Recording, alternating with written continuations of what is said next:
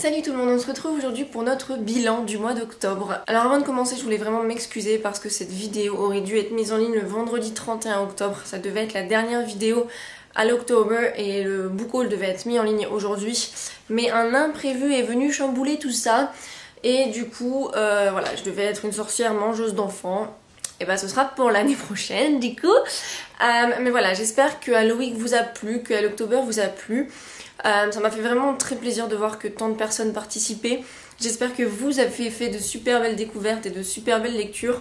En ce qui me concerne, comme vous avez pu le voir dans le bilan et dans la dernière update lecture que je mettrai en lien en barre d'infos parce que je ne vais pas revenir sur tous les livres, ça a été un petit peu chaotique et je n'ai pas lu autant que je l'aurais voulu.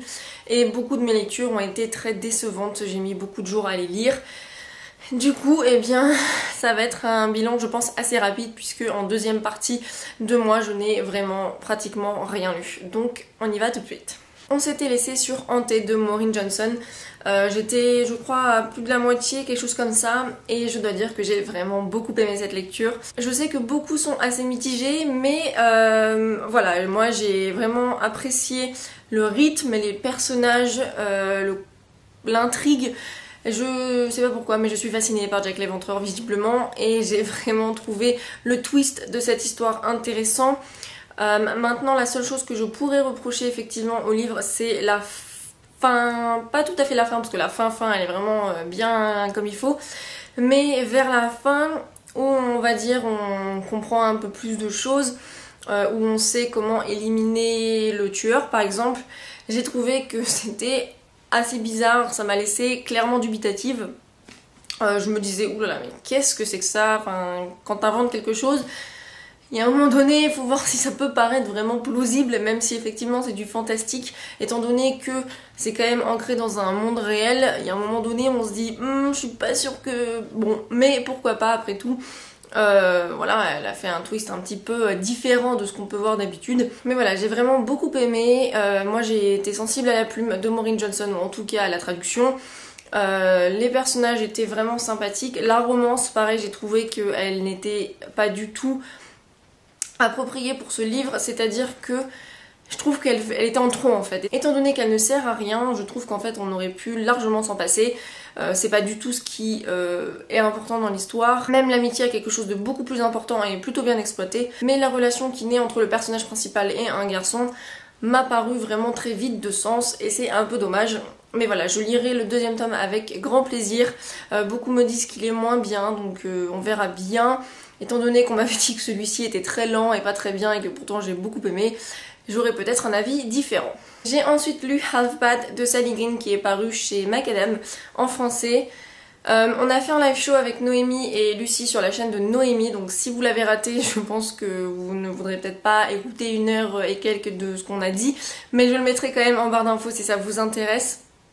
Je suis assez mitigée sur cette lecture, j'ai bien aimé certains aspects, c'est-à-dire que l'auteur aborde des thèmes poignant et d'actualité dans un monde un peu fantastique avec de la magie. L'opposition qu'elle fait entre les sorciers blancs et les sorciers noirs me rappelle fortement, je trouve, le racisme et je trouve que c'est très bien exploité. Voilà, il y a vraiment des questions de torture, des questions de tolérance, enfin vraiment il y a plein de sujets dedans qui sont très bien exploités, qui sont vraiment très durs mais à la fois très... Voilà, très bien menés, donc c'est vrai que c'était une bonne chose. Moi je me suis attachée plus ou moins à quelques personnages. Mon personnage préféré dans le livre meurt, donc comme ça c'est fait. Mais Nathan ne m'a pas dérangée. Moi j'ai trouvé ça plutôt... Enfin j'ai trouvé plutôt pas mal. C'est pas un personnage qui m'a été antipathique. Mais c'est vrai qu'il est très passif. Et les décisions qu'il peut prendre m'ont dérangée parce que par exemple au niveau de la romance... Au niveau de ses sentiments, je les comprends pas parce qu'il est amoureux d'une fille qui pour moi n'est pas très bien pour lui.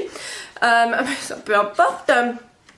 C'est divisé en parties. La première partie m'a vraiment découragée à la base pour le lire parce que c'est écrit à la deuxième personne du singulier. Et c'était très bizarre. C'était écrit un petit peu en mode psychopathe, j'ai bu, je sais pas trop quoi. Donc c'était vraiment très difficile de rentrer déjà dans l'histoire à ce moment-là. J'ai pas forcément beaucoup accroché à la plume, il y a des petites phrases courtes qui sont poignantes et que j'ai pris voilà, avec des post-it parce que c'était fait aussi pour le live show. Maintenant j'ai trouvé qu'il y avait un déséquilibre total dans le rythme, c'est-à-dire qu'il va se passer quelque chose à un moment donné et après pendant 50 ou 70 pages on n'a plus rien. La fin j'ai moyennement aimé, j'ai trouvé que c'était très très rapide et pas assez bam bam dans ta face pour tout le livre qu'on a eu. Donc voilà, c'est vraiment un avis en demi-teinte. Je lirai la suite pour savoir ce qui arrive à Nathan et compagnie. Mais c'est vrai que j'en attendais quand même un peu plus. Mais voilà, c'est pas non plus un avis catastrophique. J'ai bien aimé, mais c'était pas extraordinaire non plus. Et enfin, j'ai commencé Miss Peregrine et les enfants particuliers. Désolée, j'ai pas la dust jacket, elle est là. Attendez, je vais essayer de vous la prendre. Voilà, c'est celle-ci, mais de toute façon, vous connaissez tous la couverture puisqu'elle est sortie chez Bayard Jeunesse en français, d'ailleurs le deuxième tome également. Je n'ai lu que 72 pages pour le moment. En fait, j'ai dû arrêter mes lectures dans le milieu de la semaine parce que j'ai des lectures à faire pour le boulot. Pour tout vous dire, au début j'étais un peu sceptique parce que c'était pas du tout ce à quoi je m'attendais. Moi je m'attendais à des monstres ou des trucs un peu chelous comme ça. Et le début m'a paru un peu trop normal en fait finalement. Mais ça commençait à devenir très intéressant au moment où j'ai dû l'arrêter, donc c'est bien dommage. Normalement on fait une lecture commune avec Nin, mais c'est pareil, elle a un petit peu, je crois, du mal à rentrer dans ses lectures, elle ne lit pas forcément beaucoup en ce moment. Donc je ne sais pas trop comment ça va se passer pour la suite, on verra bien. Mais voilà, au début j'étais pas forcément dedans, et arrivé vers la 50e page à peu près, je trouvais ça plutôt intriguant. Et il me tarde de pouvoir le continuer, même si c'est vrai que je le trouve assez dense comme livre, je ne m'attendais pas à ça. Donc voilà, on verra bien. A savoir tout de même qu'au mois d'octobre j'ai lu d'autres choses, mais je vous en parlerai dans des update lectures en novembre parce que ce n'était pas des lectures d'Halloween et que je veux absolument garder ce bilan d'octobre sur Halloctober, mais c'était pas non plus grand chose. J'ai lu donc A Little Something Different de Sandy Hall que je vous ai présenté dans mon dernier book haul. J'ai lu Ce si joli trouble de Cora Karma que je vous présenterai en novembre. J'ai lu Cœur de pierre qui est une BD que j'ai reçue dans mon, pas ce précédent book haul mais le précédent d'avant, bref. Mais ça je ferai une vidéo BD, donc voilà.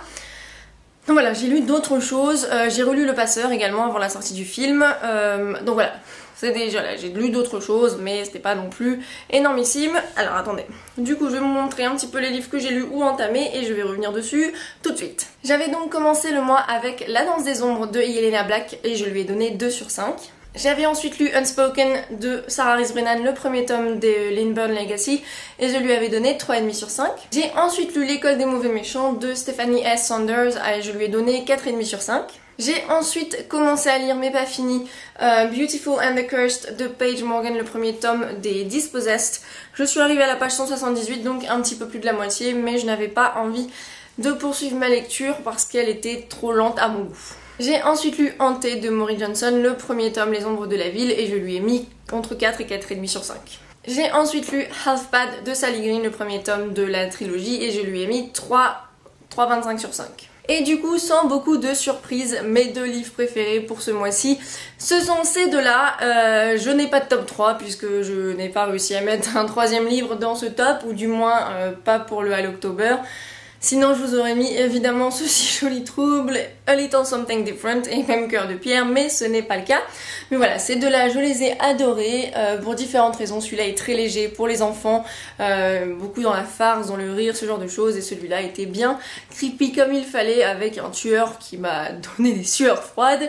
Et voilà, une plume très agréable à lire, et vraiment je vous les recommande tous les 2 chaudement. C'en est tout pour ce bilan, n'hésitez pas à me dire si vous avez lu certains de ces livres, ce que vous en avez pensé. N'hésitez pas à me dire si vous avez fait de belles découvertes en octobre, peut-être que ça pourra me donner des idées de lecture pour une prochaine fois. En attendant, je vous souhaite un très bon dimanche et je vous dis à la prochaine. Bye!